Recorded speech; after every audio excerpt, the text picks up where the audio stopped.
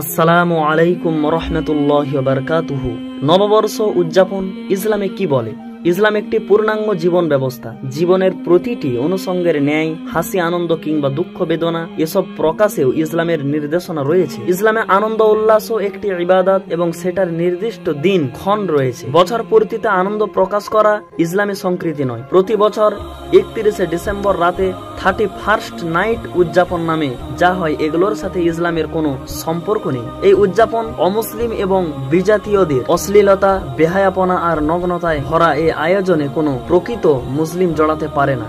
কোরআন সুন্নাহর বিভিন্ন জায়গায় অশ্লীলতা থেকে বেঁচে থাকার নির্দেশ দেওয়া হয়েছে এবং পাশাপাশি এর ভয়াবহতার বিষয়ে সতর্ক করা হয়েছে। পবিত্র কোরআনে ইরশাদ হয়েছে, সদাচরণ এবং আত্মীয় স্বজনকে দান করার আদেশ দেন এবং তিনি অশ্লীলতা, অসঙ্গত কাজ এবং অবাধ্যতা করতে বারণ করেন। তিনি তোমাদের উপদেশ দেন যাতে তোমরা স্মরণ রাখো। সূরা নাহাল আয়াত নম্বর 90। অন্য আয়াতে ইরশাদ হয়েছে, যারা ঈমানদারদের মধ্যে অশ্লীলতার প্রসার পছন্দ করে তাদের জন্য ইহকাল ও পরকালে যন্ত্রণাদায়ক শাস্তি রয়েছে। এই উদযাপনকে ঘিরে ব্যাপক হারে অশ্লীলতা আর নগ্নতার নির্লজ্জ প্রদর্শনী হয়ে থাকে, যা মানুষের দুনিয়া ও আখিরাত ধ্বংস করে এবং আমল আখলাক নষ্ট করে দেয়। এমনকি মুসলিমদের চরিত্র হরণে অশ্লীলতা, নগ্নতা আর বেহায়াপনা এগুলো সব শয়তানের বিষাক্ত ফাঁদ। তাই এক আয়াতে আল্লাহ তাআলা ইরশাদ করেন, হে ঈমানদারগণ, তোমরা শয়তানের পদাক্ষ অনুসরণ করো না। যে কেউ শয়তানের পদাক্ষ অনুসরণ করবে তখন তো শয়তান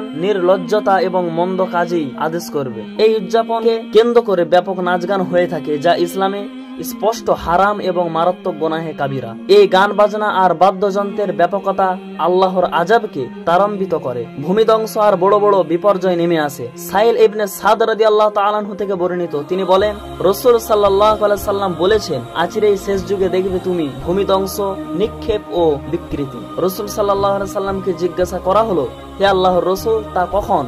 তিনি বলেন, যখন বাদ্যযন্ত্র ও গায়ক গায়িকারা বেশি হারে প্রকাশ পাবে। তাছাড়া প্রতিটি মুসলমানের সবসময় খেয়াল রাখা উচিত যে আমাদের এই জীবন নিছক আনন্দ উল্লাস কিংবা ভোগ বিলাসে কেটে দেওয়ার জন্য নয়।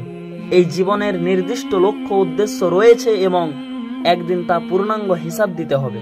পবিত্র কোরআনে আল্লাহ তাআলা বলেন, আমার ইবাদত করার জন্য আমি মানব ও জিন জাতি সৃষ্টি করেছি। তাই একজন মুসলিমের প্রতিটি পদক্ষেপ যেন ইবাদত হয়, আল্লাহর নফরমানি না হয় তা খেয়াল রাখতে হবে। আমাদের জীবনের ছোট বড় প্রতিটি কাজেই জড়িয়ে থাকবে ধর্মীয় মূল্যবোধ, ঈমান এবং আখিরাতের প্রতি অবিচল বিশ্বাস আর আল্লাহর প্রতি ভয় ও ভালোবাসা। কারণ ক্ষণিকের এই জীবন শেষে আমাদের সাক্ষাৎ হবে মহান রবের সাথে। সেদিন প্রতিটি কর্মের প্রতিবেদন দেখানো হবে। ছোট থেকে ছোট কোনো কাজে সেই হিসাব থেকে বাদ যাবে না। পবিত্র কোরআনে ইরশাদ হচ্ছে, আর আমলনামা সামনে রাখা হবে, তাতে যা আছে তার কারণে আপনি অপরাধীদেরকে ভীত সন্ত্রস্ত দেখবেন। তারা বলবে, হায় আফসোস, এ কেমন আমলনামা! এই যে ছোট বড় কোনো কিছুই বাদ দেয়নি, সবই এতে রয়েছে। তারা তাদের কৃত কর্মের সামনে উপস্থিত হবে। আপনার পালনকর্তা কারোর প্রতি জুলুম করবে না। সূরা কাহাফ আয়াত নম্বর 49। আমরা বাঙালি জাতি, আমাদের স্বতন্ত্র চেতনা ও বৈশিষ্ট্য রয়েছে। আছে স্বকীয় ক্যালেন্ডার। বিজাতীয় বর্ষ পূর্তিতে আমাদের এমন উদযাপন স্বজাতির চেতনা বিরোধী। আর নতুন বছরের আগমনে খুশি কেন হবে? এতে আনন্দের কি আছে? জীবনের মূল্যবান সময়ের মধ্যে থেকে একটি বছর শেষ হয়ে গেল, সেজন্য অনুতপ্ত হওয়া উচিত। অতীত হয়ে যাওয়া বছরটি আমি কি অর্জন করেছি আর কি হারিয়েছি? পরকালীন জীবনের কি প্রস্তুতি নিয়েছি? কারণ নতুন বছরের আগমন মানে তো পরকালের যাত্রা আরেকটু ঘনিয়ে এসেছে। বছরের বিদায়ান্তে একজন সত্যিকার মুসলিম হৃদয়ে এমন ভাবনা আসা উচিত, অতীত বছরের ভালো মন্দের হিসাব কষে নতুন বছরের পরিকল্পনা করা উচিত।